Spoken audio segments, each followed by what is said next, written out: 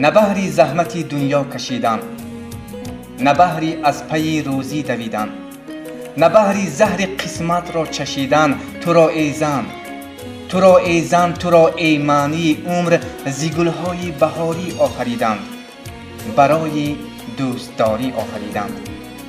بدون تو چی باشد عمر سربار، چی باشد بی تو دنیا یک چمن خار.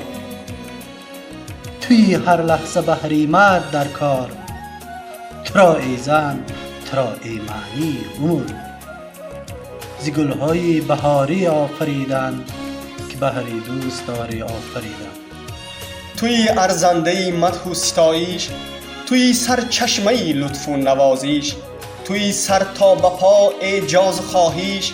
تو را ای زن، تو را ای معنی عمر، زی گلهای بهاری آفریدند که بهری دوستداری آفریدند.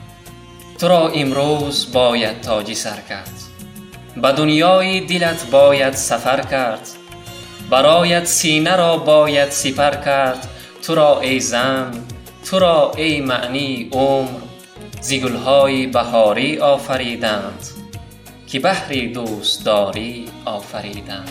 زن فرشته بخت است، زن آفریدگار است، زن باعثی هستی است، باعثی بودن ما و شما است.